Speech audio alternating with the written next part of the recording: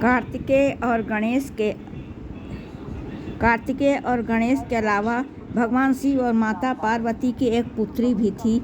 हर कोई शिव पुत्रों के विषय में जानता है, किंतु बहुत कम लोग यह जानते हैं कि कार्तिकेय और गणेश की एक बहन भी थी, जिसका नाम अशोक सुंदरी थी। अशोक सुंदरी एक देव कन्या थी जो अत्यधिक सुंदर थी। शिव और पार्वती की इस पुत्री का वर्णन पद्म पुराण में है, जिसके अनुसार एक दिन माता पार्वती ने भगवान शिव से संसार के सबसे सुंदर उद्यान में घूमने का आग्रह किया। अपनी पत्नी की इच्छा पूर्ति के लिए भगवान शिव उसे नंदन वन ले गए, जहाँ माता पार्वती को कल्प वृक्ष नामक एक पेड़ से लगाव हो गया।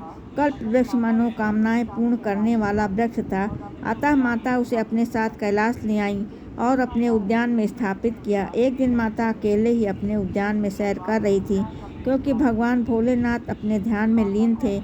माता को अकेलापन महसूस होने लगा, इसलिए अपना अकेलापन दूर करने के लिए उन्हें एक पुत्री की इच्छा व्यक्त की। तभी माता को कल्प वृक्ष का ध्यान आया, जिसके पश्चात वह उसके पास गई और एक पुत्री की कामना की।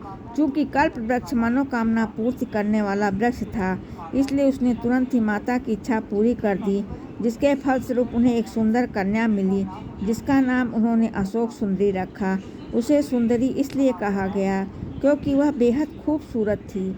माता पार्वती अपनी पुत्री को प्राप्त कर बहुत ही प्रसन्न थी, इसलिए माता ने अशोक सुंदरी को यह वरदान दिया कि उसका विवाह देवराज इंद्र जितने शक्तिशाली युवक से होगा।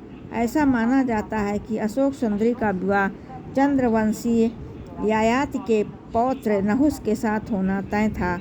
एक बार अशोक सुंदरी अपनी सखियों के संग नंदन वन में विचरण कर रही थी, तभी वहां हुंड नामक एक राक्षस आया। वह अशोक सुंदरी की सुंदरता से इतना मोहित हो गया कि उससे विवाह करने का प्रस्ताव रख दिया। तब अशोक सुंदरी ने उसे भविष्य में अपने पूर्व नियत विवाह के संदर्भ में बताया। वह बहुत सुंदर हुंड क्रोधित हो गया। उसने कहा कि यह नहुस का वध करके उससे ब्याह करेगा। राक्षस की दृढ़ता देखकर अशोक सुंदरी ने उसे श्राप दिया और उसकी मृत्यु उसके पति के हाथों ही होगी। तब वह दुष्ट राक्षस ने नहुस को ढूंढ निकाला और उसका अपहरण कर लिया।